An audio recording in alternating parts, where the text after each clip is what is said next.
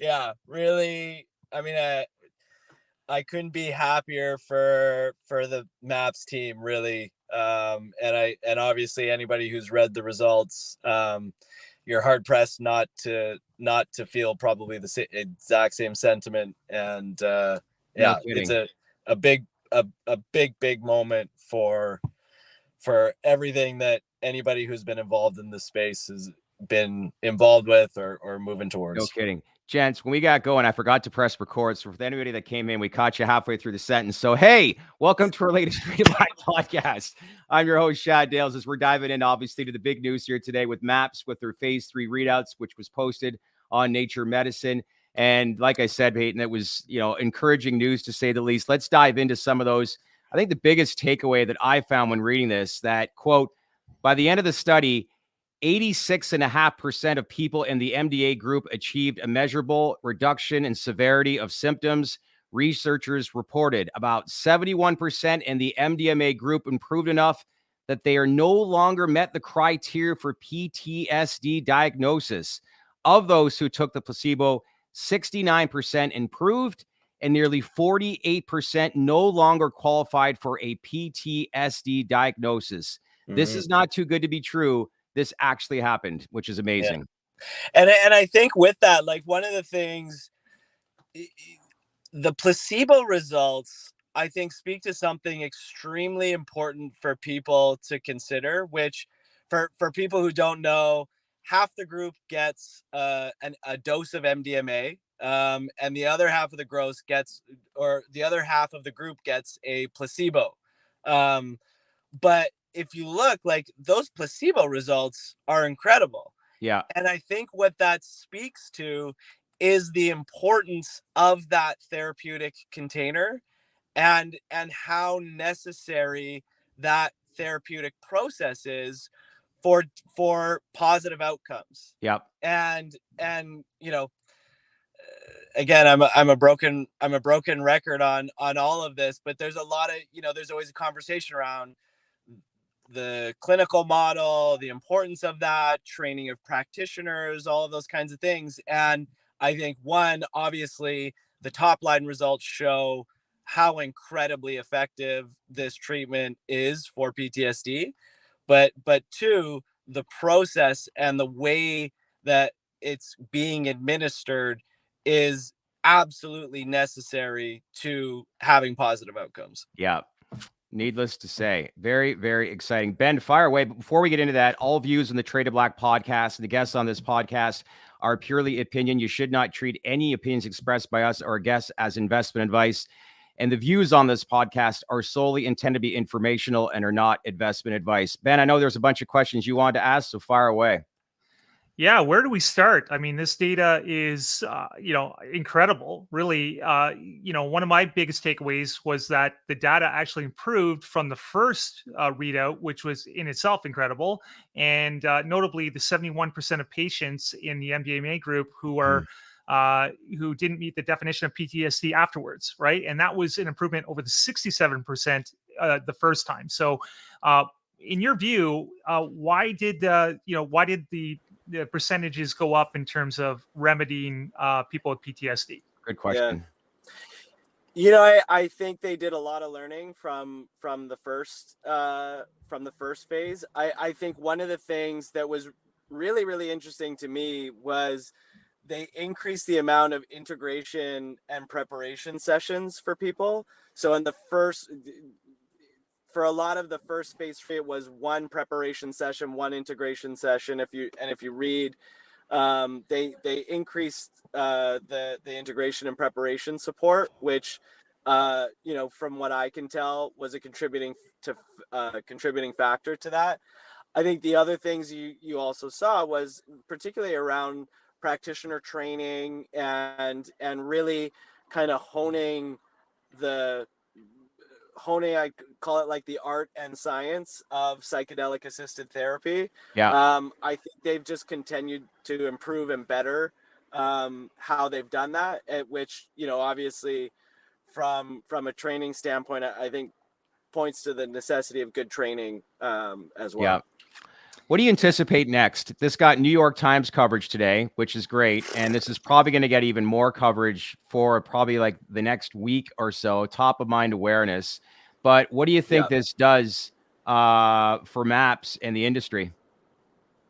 Look, it puts a psychedelic drug on the track to approval. Like not, and you know, I think for all of the things that I saw in that article, for me, one of the most exciting things was, you know, they talked about Nature talked about the next step being the new drug submission, right? They're going to do that before the end of the year and probably fairly quickly. Wow. There's a very defined path that MAPS goes on now to approval, right? And I think, and I know I've said this time and time again, but I think the next 6 months are going to be really exciting. You know, you're going to see drug submission with those kinds of results, you know, approval. You're going to hear about DEA rescheduling.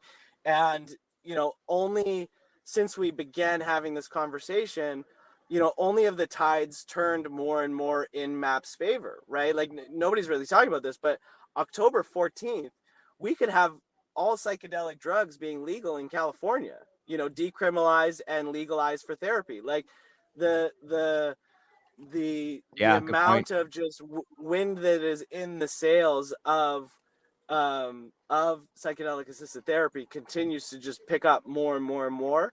But I think over the next little bit, look, like what MAPS has done is unprecedented, and it's the thing that everybody has been waiting for since, you know, at least in my experience, since founding Numinus over 5 years ago. This has been the moment that everybody's been waiting for, 100%. And MAPS hit it completely out of the park. Completely out of the park. Now, if we're looking forward to the study and we're looking at possible objections with the FDA, right? Obviously, safety is a big part of it. I think, you know, we can all acknowledge the efficacy portion is probably looking pretty stellar right now. But in terms of the safety portion of it, the thing I noted, there were 7 participants that had severe treatment emergent events. So they had a severe reaction, but there were no deaths and there were nothing classified as serious. And placebo itself had 3 of these such events. So to me, this looks like a pretty solid safety profile. So when you combine what they produce on the efficacy data and the safety profile, do you see any possible objections with the FDA if you're kind of putting on that hat right now? You know, I'm forever the optimist, obviously, but I really don't. You know, if you look at other things that the FDA has approved in regards to drugs and medications with, you know, dangerous safety profiles, I think what MAPS has demonstrated, extremely safe, extremely efficacious, and you know, I can't think of anything that they've done wrong here. Obviously, I say that all under the guise of we still have a Schedule 1 drug that needs to go through rescheduling that has, you know, cultural connotations with it and stuff like that. So, you know, it's going to be a little bit of a unique process. But again, I go back to the FDA granting breakthrough therapy status, you know, the efforts they've done to FasTrack, and now, you know, doing all of the things that are required to launch a drug like this. So. I'm hearing rumors today, and I don't know how valid this is, but we could see the FDA FasTrack this now. Do you believe that? You know, I think it depends on how you define FasTrack.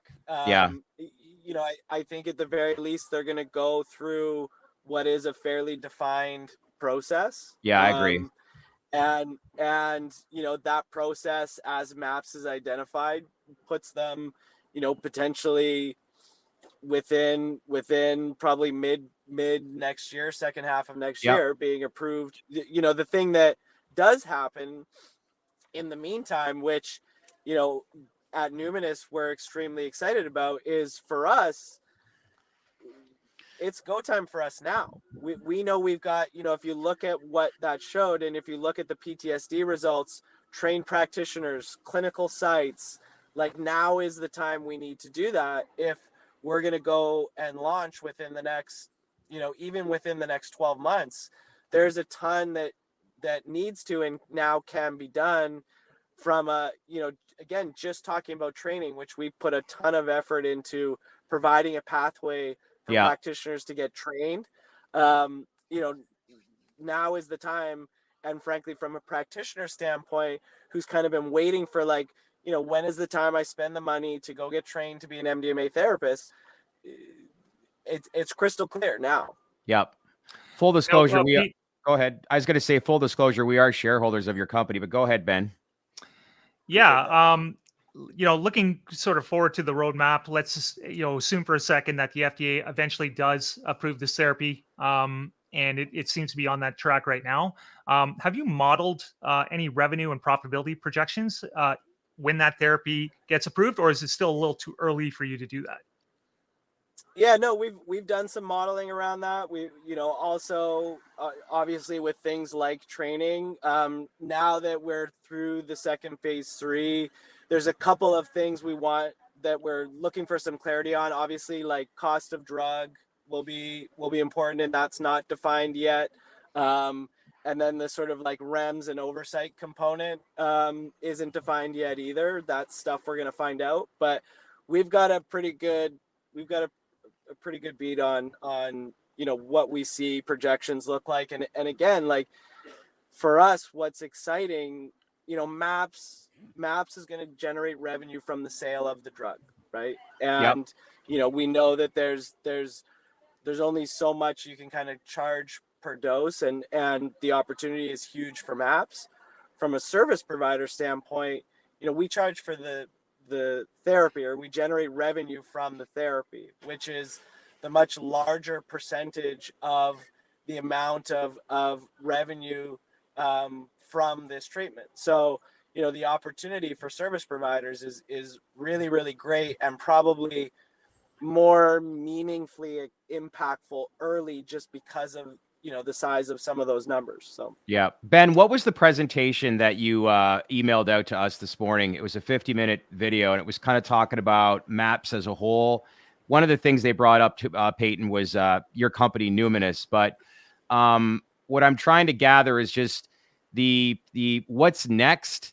Meaning, like, one of the things that was outlined in this presentation is that once this announcement is made, it's going to get mainstream coverage, which it already is. It's going to start to build more and more momentum, but people at first aren't going to really truly understand the true realm of this through time. And once they get, obviously, the mainstream coverage, they'll be educated more and more, which will generate interest. But the correlation between you and MAPS, it's like, how do you kind of like coordinate or at least get that messaging where you're going to benefit from something like this? Yeah, I think there's lots of opportunity to talk about a lot of things over the next little bit. Okay. Yeah, I think, look, this is something, and I'll go back and we got the opportunity to be at the conference that they had in Denver, which, feels almost like a lifetime ago already. But the amount of healthcare practitioners that have been keenly keeping an eye on this, that have been waiting for when is the moment, is massive, and I think that was very clearly shown at the conference. And I think really, again, like the cycle that is now going to happen with submission, approval, all of what is now to come is going to be huge. And I think now you start to see, because it's clearly defined, and I think where MAPS, obviously, veterans are a population that needs a ton of support, but I think you start to see more and more advocacy groups come on board who, now that they can kind of see the light at the end of the tunnel, there's going to be a lineup of different groups who are looking for access to this kind of treatment. And I think there's going to be, no shortage of this being in very mainstream publication, and, front and center, again, in a mental health crisis that everybody is talking about that is not getting better. Yep, now, I agree.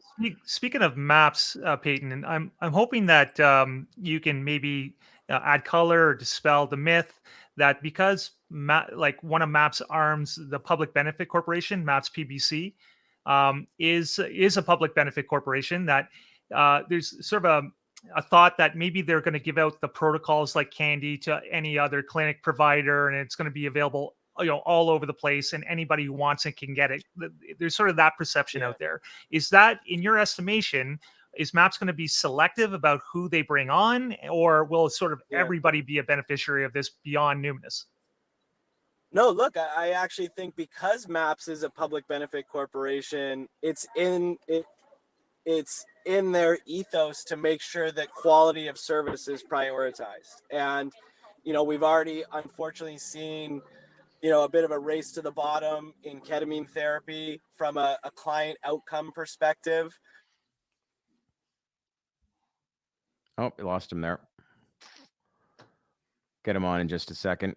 Did I lose you guys? Yep, we're back. Go ahead. Yep, you're live. Back.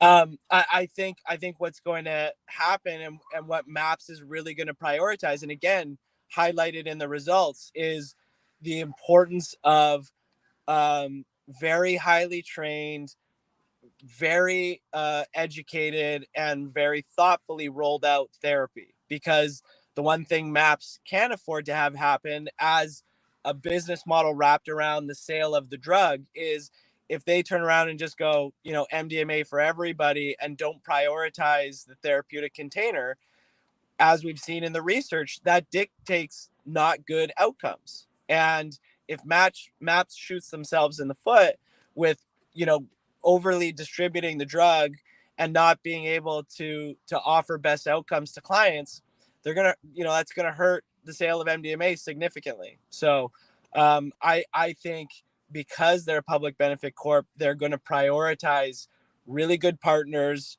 who know how to do, and especially in the early going, they're going to prioritize a couple of very good partners who they've worked very closely with to be able to help roll this out. And, Numinus is grateful to be able to be one of those partners. So sort of a follow-up question, if I may, can you, does the advancement of this study, the publishing of this study, do you anticipate that to have a positive effect on the clinical trial that you announced with MAPS a few weeks back in terms of doing those protocols? No question. So certain countries provide exclusivity. I think the US is not. The FDA can't do that, can they? There's, as you said, preferred partners that you work with, correct? You can have preferred partners, correct, but can't offer exclusivity. Right. Okay. What did you talk to Rick Doblin today? What was his response? He's pretty happy, huh? He's a very happy guy, but Rick is the most tenacious human being I've ever met in my life, and you can most certainly trust that he's not resting on his laurels. Sure. And there's still work to be done, but again, MAPS, we're all here because of MAPS, and frankly, we're all still here because of MAPS, and MAPS is going to throw it over its shoulder and keep moving towards the finish line. So we had some people reach out to us and said, can you ask Payton a couple questions? One, where's institutional interest sit right now? And two, just an update on I know you and I had discussed earlier this summer about the priorities of listing on the NASDAQ. Yep. So if maybe you could touch on just institutional interest, and I'm sure the conversations you're having today are going to be different in 2 to 3 weeks from now based off the news. Yeah. But, I'll let you start with that. Yeah, look, going back to the Compass financing, I think that speaks to where institutional interest is. It's institutional interest is there for a phase 2 psilocybin study that still has a lot of legs to go. Yeah. And I think, you're going to see a lot more institutional interest. A successfully completed phase 3 clinical study is huge. And so we're completed. Right? Yeah. Is huge. And so I think it's a huge validation and a huge comfort for a lot of the institutional investors, and kind of dovetailing into that. for us, you know, the US and a US listing is absolutely a part of our path, and we've been waiting for moments like this to go and do that. You only get one shot at you know, making the jump from the Canadian board to the US, and we've always wanted to make sure that we do that at the most opportune time as successfully as possible.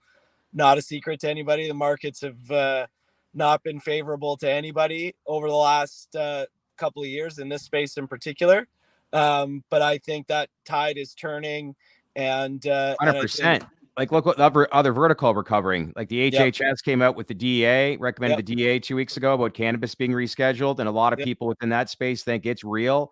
And I would think that if something like that is rescheduled, this is only going to enhance the attention towards what obviously MDMA is looking to achieve. Yeah, correct. So I think there's going to be a very opportune time in the not too distant future here for a very successful uplisting, with a lot of tailwind behind it as well. So yeah, see, I told you, Ben, there was light at the end of the tunnel, right? Yeah, absolutely. I mean, uplisting would be massive. I think, you know, perhaps the biggest question right now is price point and whether, you know, the minimum price listing or standard or whatnot. But there are always ways to maneuver that. And, you know, not all reverse listings are, you know, they can be depending on why they're being reverse split. If that's in the cards, then that's not necessarily a bad thing. Now, I want to take it back to California. I know you mentioned that very briefly, and you know, there's actually forget about California for a second. Well, I want to talk actually about the Numinus network, because you mentioned in our last podcast that you said that you anticipated that once MAPP2 data was published, then this would be sort of the, you know, siren call for people to act, you know, and rightfully so. Now it's real, it's almost in the FDA funnel, etc. So is that something you still anticipate now? I know you don't publish specific numbers, but you anticipate the uptick in interest with that going forward? Absolutely. I mean, we saw, we saw a huge uptick even after the conference, far more than we were anticipating. And this is, the next, as I said, the next 3 to 6 months are going to be very busy. Very busy. I can only imagine. So uplisting on the NASDAQ is a main priority over the next 3 to 6 months. Is that correct? Yep. Okay. Alan Nudman actually reached out to us. Care to answer this question? How many GMP MDMA providers are there? It's a great question. You want to answer that question? Because I think there's some clarity that people need to understand about, you know, GMP MDMA providers and what to look for and be aware of, right? I think, look, so just so people understand, when MAPS makes their submission to the FDA, they have to name a drug's, like the drug supplier has to be a part of that submission, right? Okay.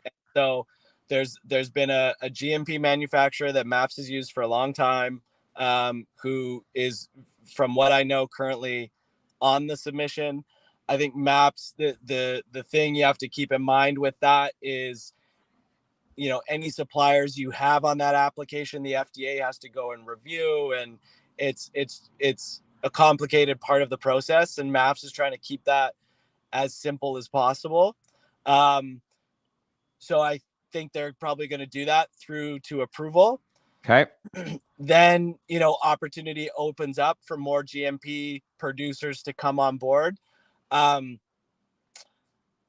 While there's a little bit of a narrative around like a shortage of MDMA.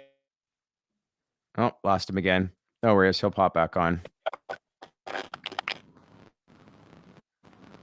Hold on one second. Hope everyone's liking the live stream right now. Yeah, it's good. There we go. There you go. Sorry, welcome I'm doing back. This on my phone. Hey everyone, welcome back. And so all to say, there's this kind of narrative around a shortage of MDMA supply, of psychedelic drug supply, and you know, while there's some truth to that, it's because there's not a huge need for it at the moment. It's been dictated by research.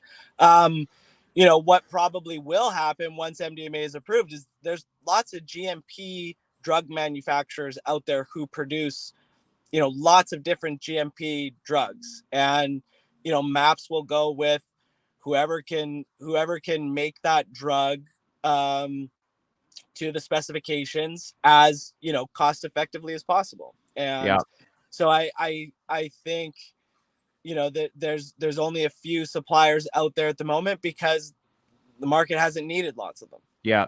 One thing I want to understand though, if the FDA approves MDMA, it's a MAPS MDMA protocol they're approving, not MDMA as a broad blanket, correct? And it's the MAPS MDMA protocol and the MAPS MDMA formulation for the drug. So it's not just GMP MDMA, it's the MAPS GMP formulation. Gotcha. Is that chemical structure different than normal MDMA, or that you know of?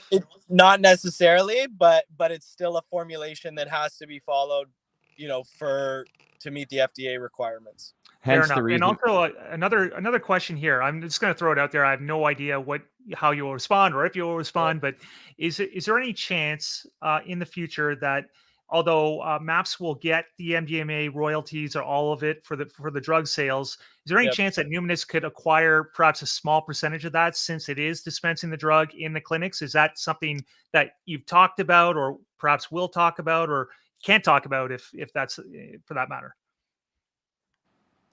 I think MAPS is a collaborative organization that knows that, you know, partnerships are going to be very helpful in order to make sure that this rollout is successful and meets as many people as possible. So, yeah, that's. Alan replies, no patent. You want to comment on that?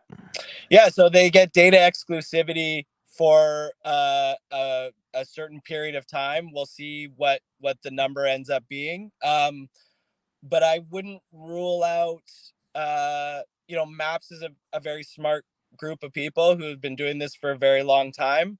And I think they've got some strategies around how they protect, you know, their financial interest and all the hard work that they've done over the last almost 40 years. So yeah, I think you'll see more on that in the next little bit. This is a company that I would think, you know, based on the data, there's been rumors obviously about them wanting to go public at some point next year.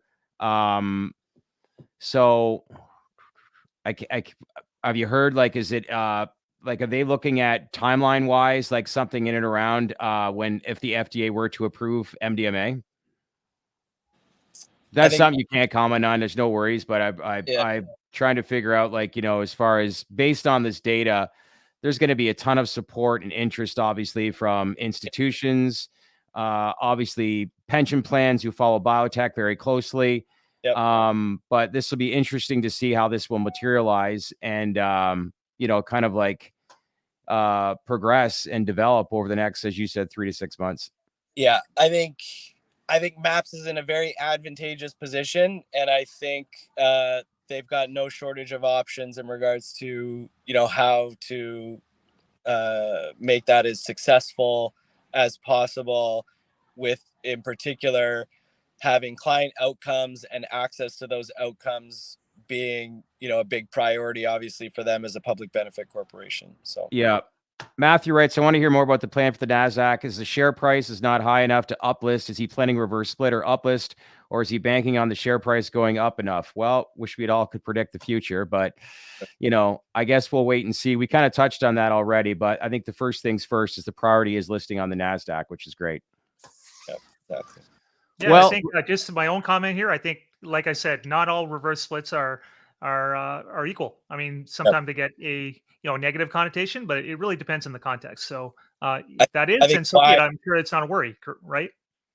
I think, you know, in my history, it was always an interesting thing going through. If a reverse split is to get access to a lot more capital and a lot more eyeballs on a U.S. listing with lots of positive catalysts, I've seen those be extremely successful. Yep. If a reverse split is because, you know, company's going out of business and you're restructuring the organization, might be a different story. Our story falls into the first example of that. So yeah.